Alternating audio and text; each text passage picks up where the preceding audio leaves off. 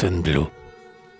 Ô mes concitoyens, que notre histoire est belle, de quel récit brillant elle enivre nos cœurs, que de fois elle y va, par ses accents vainqueurs, encourageant dormir éveiller l'étincelle. Dans ses feuillets brûlants, si l'œil erre parfois, un charme impérieux de plus en plus langage, et l'entraîne de page en page, de triomphe en triomphe, et d'exploit en exploit. On ne respire plus. La paupière attendrie roule une larme de plaisir, et, plein du noble orgueil qui vient de le saisir, tout le français palpite et dit « C'est ma patrie ». Mais, plus l'on fut sensible à ces honneurs passés, plus du revers qui suit la lecture est amer. Plus on gémit de voir ces beaux jours effacés et ces aigles sacrés traînés dans la poussière. Que l'on maudit alors les citoyens ingrats qui trafiquèrent de ses larmes, car en ce temps l'honneur ne quitta point ses armes et son abaissement ne la dégrada pas. Non, ces mourants efforts consignés dans l'histoire y brilleront d'assez d'éclat pour lui recomposer une nouvelle gloire. Mais pour les hommes vils qui vendirent l'État, Clio gardera-t-elle une page assez noire? Ah, si du dernier scélérat, dans ces tableaux vengeurs la place est assignée, plus bas encore, qu'elle ose les placer, et, quel que soit leur rang, que la page indignée ne reçoive leur nom que pour les dénoncer.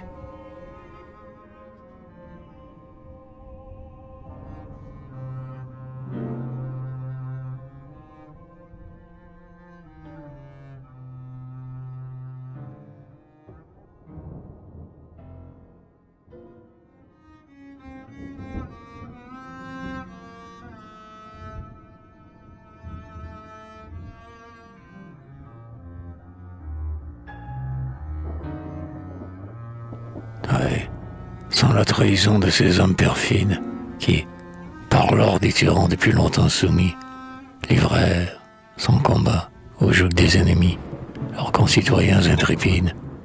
Contre nos légions, en vain les potentats, ils sont moncelés des millions de soldats.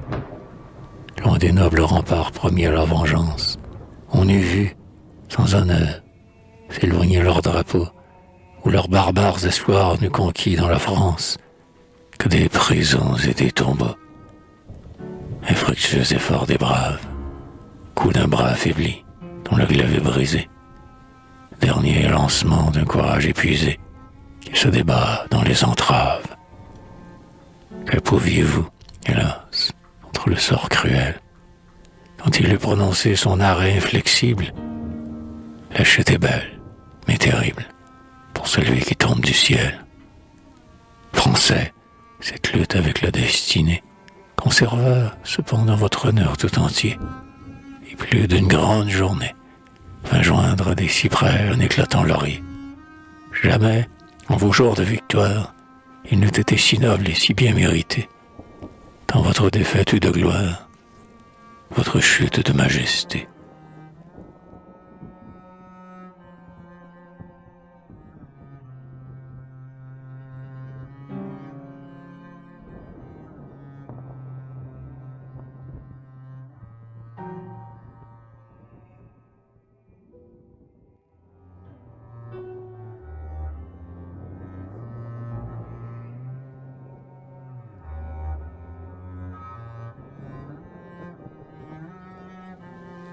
Mais silence, silence.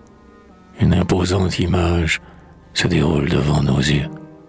L'aigle national, précipité des cieux, se débat au sein de l'orage. Frappé d'un trait empoisonné, bientôt il roule dans la poudre. À son ongle échappe la foudre, et son front s'est découronné. Ne cherchez plus aux cieux le héros, qu'à naguère, le sort intronisa roi des rois de la terre.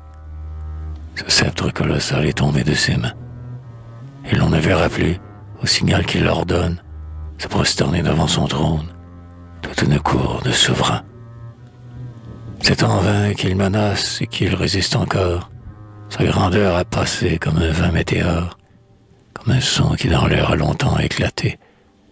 Peut-être que ce bruit de la puissance humaine avait frappé l'écho d'une rive lointaine. Mais les vents ont tout emporté. Il est temps, il est temps.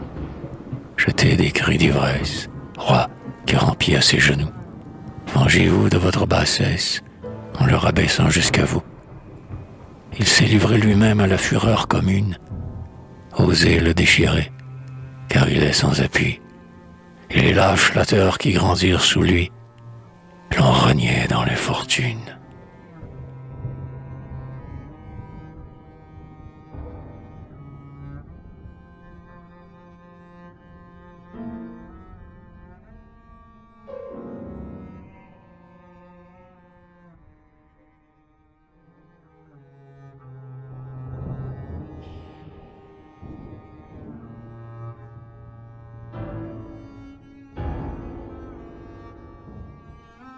Napoléon frémit, mais n'est point abattu. Car, qui peut imposer de bornes à l'espérance? Il croit à sa fortune, il croit à la vengeance, et de mille pensées son cœur est combattu. Il semble cependant qu'une plus vive flamme rallume son courage au milieu des revers, et que l'adversité qui frappe sur son âme en effet jaillir des éclairs. Ami, dit-il, un jour viendra pour la vengeance, puisque la trahison la livre à ses tyrans. Craignons de déchirer la France en la défendant plus longtemps. À notre épuisement, qu'on croit une défaite, l'Italie offre encore une noble retraite, qu'on m'y suive et bientôt. Il n'a point achevé, car au lieu d'enflammer, il ne fait que confondre, et dans tous les regards qui craignent de répondre, son œil cherche l'espoir et ne l'a pas trouvé. Infidèle à sa gloire, en un moment flétri, un guerrier a livré son maître et sa patrie. On l'apprend, aussitôt tout est muet, glacé, soit décourageant, soit trahison, soit crainte. Par un souffle de mort, la valeur semble éteinte, et dans des cœurs français, l'honneur semble effacé. Que peut Napoléon, si rien ne le seconde? Partout abandonné, paralysé, trahi, il voit que c'en est fait, que son règne est fini, et d'un seul trait de plume il abdicte le monde.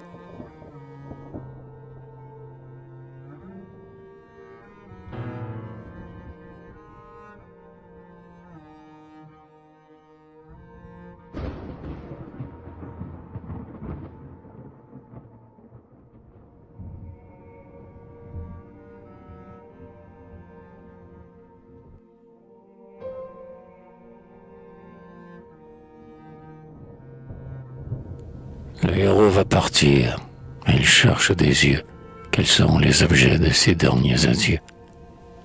Exilé loin d'un fils, d'une épouse qu'il aime, serait-il sans parents, comme sans diadème? Non, près de lui rester quelques braves soldats, pour la dernière fois se pressent sur ses pas. Ces preux, feuillet vivant d'une héroïque histoire, semblent représenter tout un siècle de gloire. Et de mille combats magnanimes débris, sur leur corps mutilé les portaient tous ces cris. Les voilà ses parents, la voilà sa famille. Une larme muette dans leurs yeux roule et brille. Tous leurs fronts sont levés, tous leurs bras étendus, vers celui que sans doute ils ne reverront plus. Touché de leur douleur, que lui-même il partage, Napoléon s'arrête et leur tient ce langage. Soldats, cédant au coup du sort victorieux, j'abandonne l'Empire et vous fais mes adieux. J'ai guidé vos drapeaux au champ de la victoire. M'avez-vous secondé? J'en appelle à l'histoire. Mais ces temps ne sont plus, et trahissant leur foi, tous les rois mes sujets ont armé contre moi. Les Français aux tyrans sont livrés par des traîtres, et même quelques-uns veulent de nouveaux maîtres. Longtemps peut-être encore je pouvais avec vous, des destins conjurés, balancer le courroux. Mais la France eût souffert, et je lui sacrifie ma couronne, ma gloire, et s'il le faut, ma vie. Son bonheur est le mien. Je pars, vous, mes amis, Aux monarques nouveaux demeurés tous soumis. Ne plaignez pas mon sort. Loin des honneurs suprêmes, je pourrais vivre heureux si vous l'êtes vous-même. Mes ennemis diront que j'aurais dû mourir, mais il est de grand cœur de savoir tout souffrir. D'ailleurs, et plus encore attendre quelque gloire. Je pars à vos faits, j'en écrirai l'histoire. Je voudrais, sur mon cœur, pouvoir vous presser tous. Votre aigle est près de moi, je l'embrasse pour vous. Aigle de nos exploits sublimes spectatrices. Que dans tout l'avenir ce baiser retentisse. Vous, ne m'oubliez pas, voilà mon dernier vœu. Mes amis, mes enfants, et toi, mon aigle. Adieu.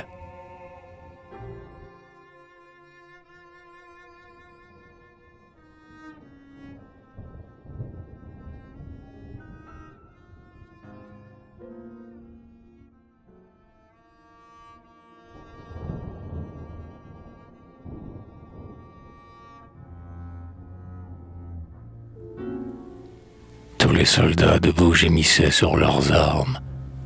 Le héros se dérobe à leurs cris, à leurs larmes. Ce spectacle touchant, ces sublimes douleurs, aux étrangers présents arrachés des pleurs. Ô tableau déchirant, ô regret magnanime, celui qui vous causa fut-il le dieu du crime? Français, fut-il le monstre au mal seul empressé? Fut-il? Mais il suffit, vos pleurs en prononcés.